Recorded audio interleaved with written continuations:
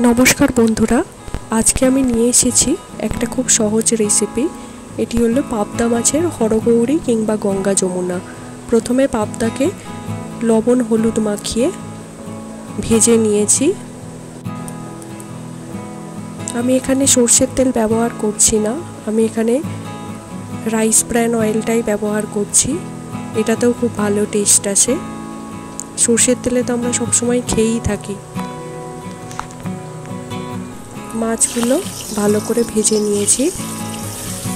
এটা ঢাকনা বন্ধ করে ভাজাই বেশি ভালো, না হলে তেল ছিটকায়।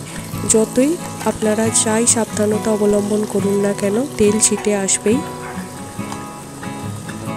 দেখুন মাছ ভাজা হয়ে গেছে। এবার মশলাটা করে নেব। আমি এখানে সব সময় সর্ষে বাটার ঝাল করলে শিলনোড়াতে বেটে নিই, এতে কি হয় মশলাটা তেঁতো হয় না। এখানে দেখুন কালো সর্ষে, একটু পেঁয়াজ কুড়ে নিয়েছি, দুটো কাঁচা লঙ্কা আর একটু লবণ দিয়ে বেটে নিয়েছি। এরপর অল্প সাদা তেলের মধ্যে কালো জিরে আর শুকনো লঙ্কার ফোড়ন দিয়েছি। আপনারা চাইলে কাঁচা লঙ্কার ফোড়নও দিতে পারেন। এরপর এখানে আমি সর্ষে বাটাটা দিয়ে একটু কষিয়ে নেব। আমি দেখেছি মিক্সিতে যখন আমি বাটি তখন একটু হলেও তেঁতো ভাবটা থেকে যায়, কিন্তু শিলনোড়াতে বাটলে সেটা হয় না। কষিয়ে নেওয়ার পর এর মধ্যে সামান্য জল দিয়ে দিয়েছি। জল দিয়ে মশলাটা ভালো করে মিশিয়ে নেওয়ার পরে এর মধ্যে দেব পরিমাণ মতো হলুদ গুঁড়ো। এখানে আমি শুধু হলুদ গুঁড়োটাই ব্যবহার করব, অন্য কোনো মশলা দেব না, কারণ কোনো মশলার প্রয়োজনও নেই। এবার দিয়ে দেব স্বাদ অনুযায়ী লবণ। যেহেতু এটার মধ্যে পেঁয়াজ বাটা আছে, তার জন্য এতে আমি অল্প চিনিও ব্যবহার করলাম না, কারণ পেঁয়াজ বাটা থেকে একটু মিষ্টি ভাব চলেই আসে।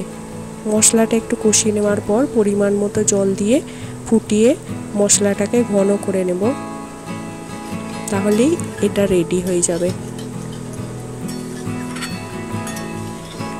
এরপর করব আরেকটি মশলা। মাছ ভাজা তেলের মধ্যে অল্প কালো জিরে আর কাঁচা লঙ্কার ফোড়ন দিয়েছি। দেওয়ার পর এর মধ্যে টমেটো আর কাঁচা লঙ্কা বাটা দেব। আপনাদের যতটা লাগবে সেই পরিমাণে দেবেন। আর দেব আমি অল্প চিনি, একটু হলুদ গুঁড়ো আর পরিমাণ মতো কাশ্মীরি লঙ্কার গুঁড়ো। চিনি দিচ্ছি তার কারণ এখানে টমেটোটা ইউজ করা হয়েছে, নয়তো খুব টক হয়ে যাবে। আপনারা আপনাদের পরিমাণ মতো চিনি দেবেন। আর এটা কষানোর পর খুব সুন্দর একটা কালারও আসে। এরপর দিয়ে দেব পরিমাণ মতো লবণ। মশলা থেকে যখন তেল ছেড়ে আসবে তখন এর মধ্যে দিয়ে দেব জল। এরপর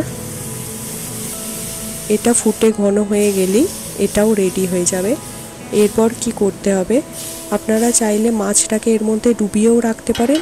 আমি এখানে যেহেতু গঙ্গা যমুনা বানিয়েছি, তার জন্য আমি এটা উপর থেকে অর্ধেক অর্ধেক করে ঢেলে দেব।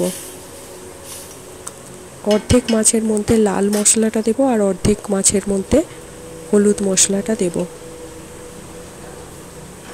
আপনারা কিভাবে বানিয়ে থাকেন এই রেসিপি অবশ্যই জানাবেন। এটা কই, পমফ্রেট বা যে কোনো মাছের সাথেই বানানো যায়, কোনো ছোট মাছ হলেই বেশি ভালো, আর খেতেও অসাধারণ হয়। যদি রেসিপিটি আপনাদের ভালো লেগে থাকে, ছেড়ে যাবার আগে অবশ্যই লাইক, কমেন্ট, শেয়ার করবেন।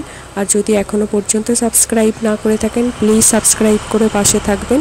বেল আইকনটি প্রেস করে দিলে সমস্ত ভিডিও নোটিফিকেশান আপনাদের কাছে পৌঁছে যাবে।